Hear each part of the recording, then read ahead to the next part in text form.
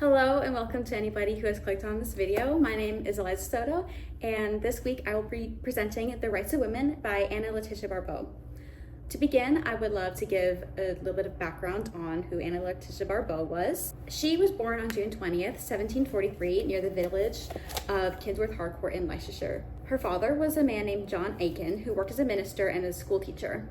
Both her mother and father were what was known as Presbyterian dissenters. A Presbyterian dissenter, for historical context, were members/ministers of the Presbyterian Church in England who refused to conform to the newly established Church of England, making them incredibly subject to scrutiny and discrimination. She received a formal education from her mother, but later convinced her father down the line to teach her some Latin and Greek. She and her family moved to Warrington for her father's work, which she found as a school teacher. There, she met a man named Joseph Priestley, who has been said to have been Anna's inspiration to begin writing poetry in the first place. She married a man named Rochement Barbeau in 1774, whom she later established a boarding school with in 1785. Now, she never had any children of her own, but she did adopt her brother's third son in 1777, who Anna and her husband ultimately raised completely as their own. Her writing at the time primarily focused on relevant political and social concepts such as abolition, freedom of religion, revolutionary policies, and international policy. Tragically, her home life began to fall apart as her husband Rochement became incredibly mentally ill and even went as far as to try and attack her with a knife in her own bedroom. So to protect Anna's safety, the once happy couple ultimately separated as Rochement was becoming more of a danger to himself and to others. Unfortunately, Mr. Barbeau passed in 1808 due to self-inflicted injuries, and Anna passed not too long after in 1825. And now on to what we have all been waiting for, the reading of The Rights of Women by Lætitia Barbeau. Yes, injured woman, rise, assert thy right. Women, too long degraded, scorned, oppressed. Oh, born to rule impartial laws despite, resume thy native empire o'er the breast. Go forth arrayed in panoply divine, that angel pureness which admits no stain. Go, bid proud man his boasted rule resign, and kiss the golden scepter of thy reign. Go, gird thyself with grace, collect thy store of bright artillery glancing from afar, soft melting tones thy thundering cannons roar, blushes and fears thy magazine of war. Thy rights are empire, urge no meaner claim, felt, not defined, and if debated, lost, like sacred mysteries which withheld from frame, shunning discussion, are revered the most. Try all that wit and art suggest to bend, of thy imperial foe of the stubborn knee, make treacherous man thy subject, not thy friend. Thou mayest command, but never canst be free. Awe the licentious, and restrain the rude, soften the sullen, clear the cloudy brow. Be, more than princess gifts, thy favors sued. She hazards all who will least allow. But hope not, courted idol of mankind. On this proud eminence secure to stay, subduing and subdued, thou soon shalt find thy coldness soften and thy pride give way. Then abandon each ambitious thought. Conquest or rule thy heart shall freely move. In nature's school, by her soft maxims taught, that separate rights are lost in mutual love.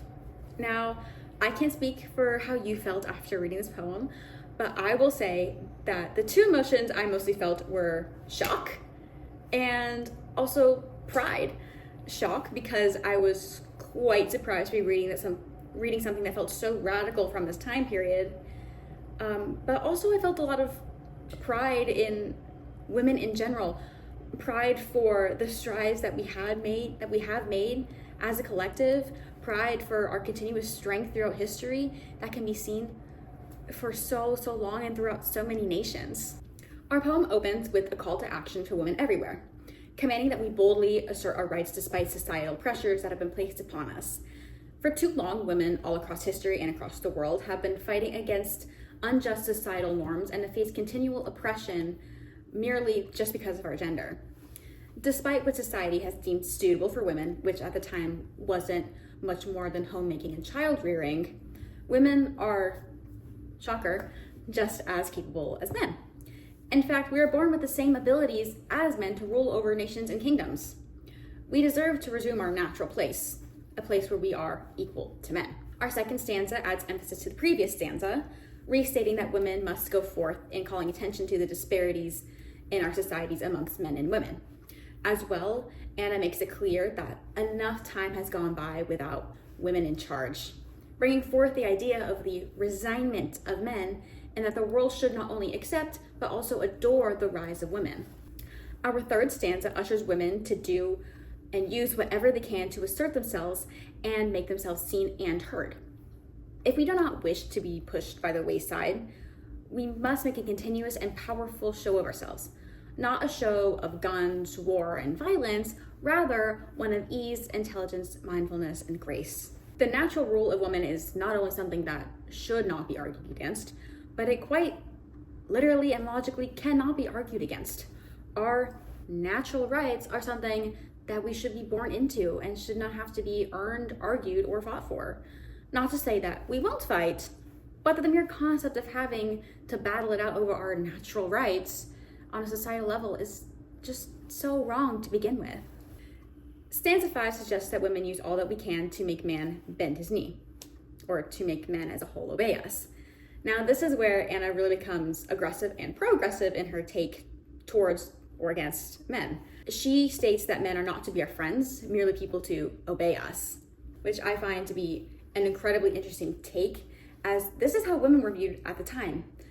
Things that men can order around, subjects, things to be seen and not heard.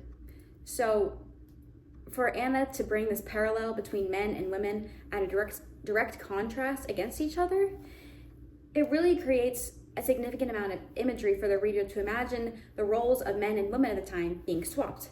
It's odd to imagine a woman ordering a man around like, oh, do this, do that, and then a man just being, oh, yes, ma'am. But that's how women were treated. In stanza 6, Barbo gives the reader example of how women should make a statement to our benefit. Silence those who only speak of sex, block those who speak negatively, and cheer those up who are depressed. Simple acts as these are more valuable than any gift that anyone could receive. As well, letting anyone have power over you through the gifts that they give you is entirely too dangerous and should be avoided. In Anna's eyes, it seems that succumbing to those around you in this way makes you vulnerable. Stanza 7 states that we should not decrease our intensity or soften ourselves to benefit others or to make others less uncomfortable. To continue on the journey of the solidification of women's rights, we need to make those around us uncomfortable. We must face the uncomfortableness to better ourselves. It's imperative for us to remain steadfast in our collective strength. The final stanza of this poem closes by stating that we should not be blinded by the norm of men and women loving each other mutually, simply because that's what we are expected to do. A man loving a woman and a woman loving a man does not negate the inequalities between us.